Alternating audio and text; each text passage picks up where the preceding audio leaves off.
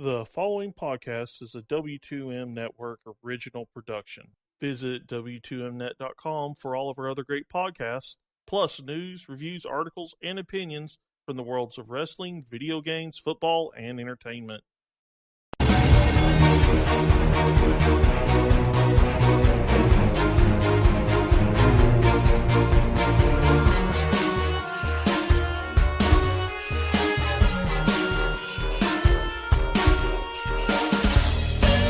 I mean, I'm a torque carrier. Just mean I wanted the cool Pip-Boy thing. Says the guy. I probably have 5 hours of the follow-up. All right.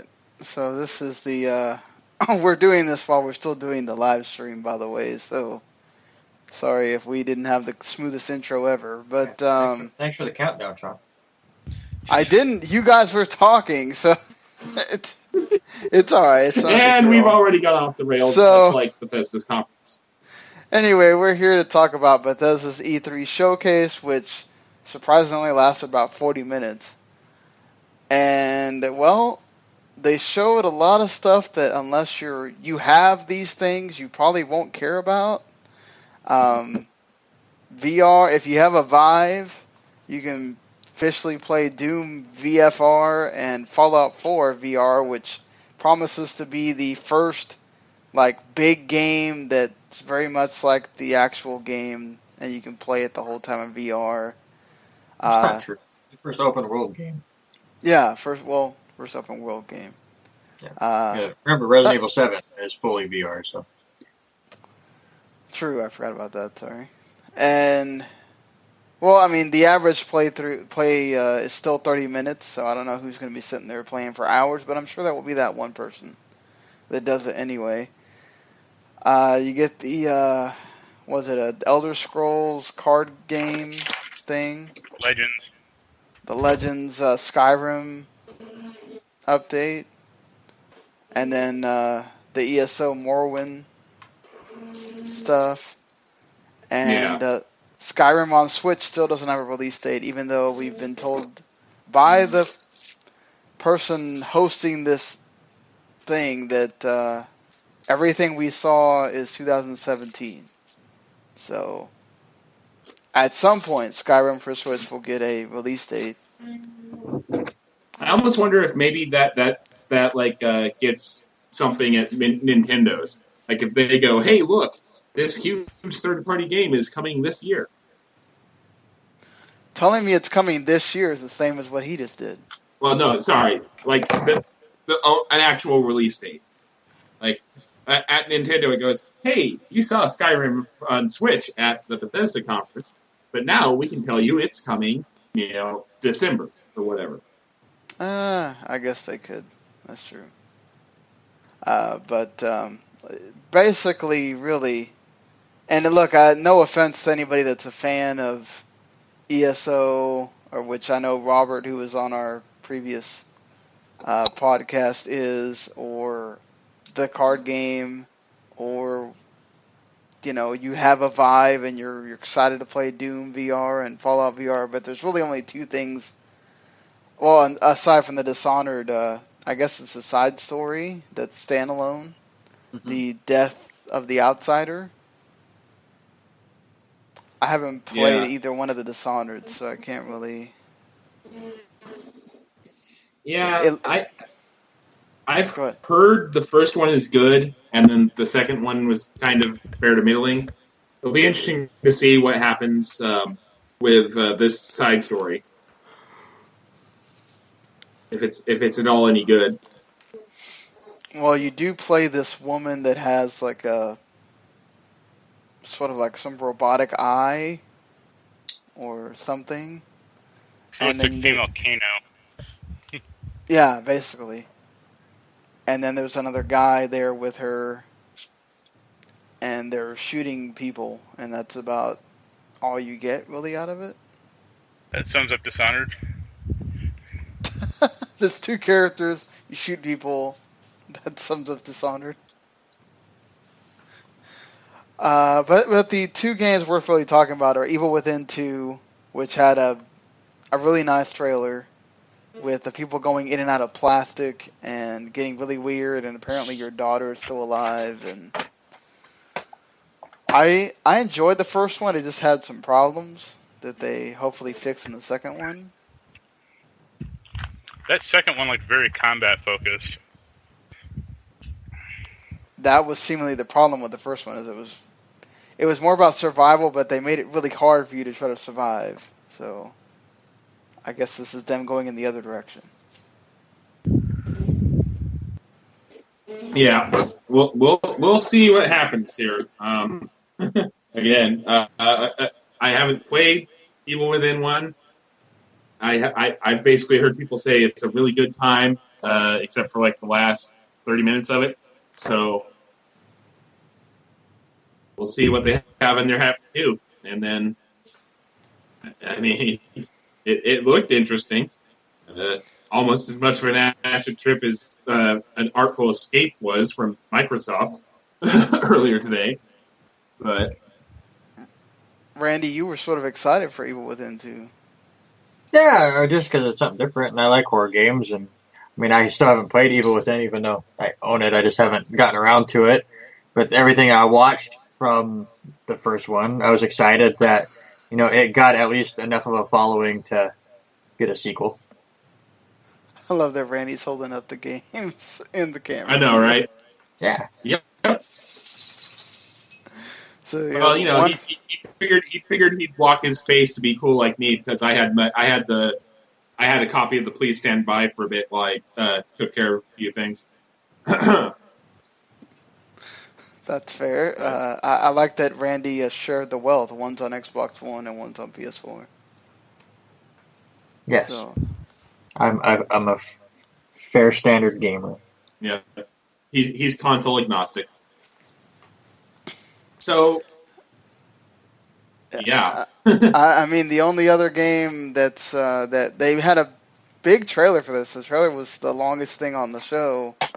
Wolfenstein 2 with a fake trailer with a movie setting and the robotic dog thing going and burning someone's car, and then you go into...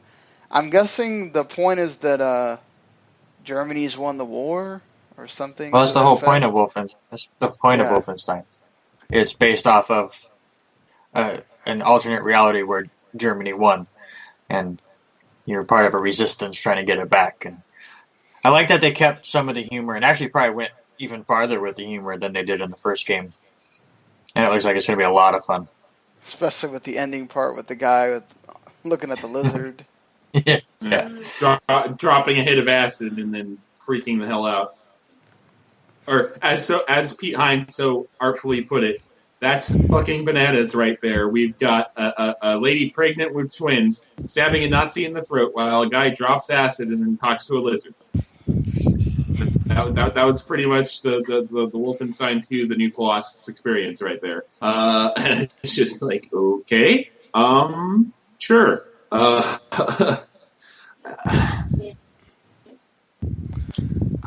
still don't know what to think about this conference, honestly.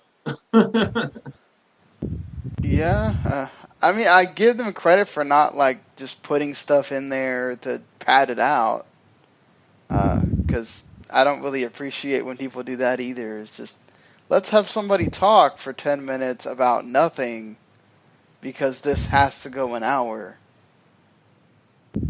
So, there's that. Yeah, but at the same time, if you're only going to have that little to show, you might as well go the Nintendo route and have a prepared package rather than rent out an auditorium, do all this, design work for what basically amounted to the main attractions of this conference were the Evil Within 2, Wolfenstein 2, and arguably the Dishonored side story. The rest of it was just kind of, yep, these are things that sure exist that we told you about last year. I'm sorry, I guess Skyrim was the Heroes of Skyrim expansion wasn't last year, but still, same thing. Yeah, and Wells Fargo ad out of nowhere. Okay, thank you, Twitch. I got damn it, the energy drink thing. Oh God. That's almost worse. With that damn song that, like, if you're not awake, that song will wake you up pretty quick. So Yeah. Is this worse than EA or better than EA? No, that's not worse. I don't think it was great. But I was really hard on EA. I'd probably give this a 4, maybe 5. Yeah. that's about where I am with it too. And I honestly,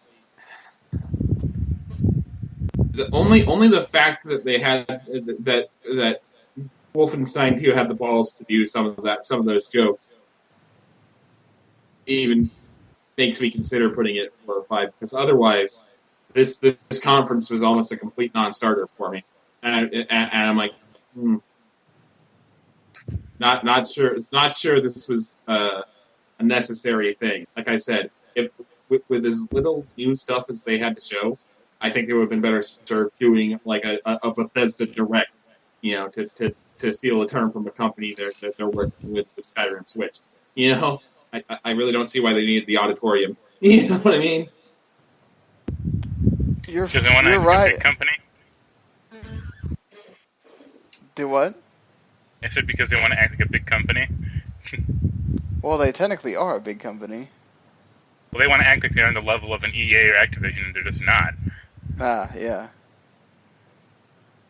To be fair, they have had more stuff to show in the past with these other ones.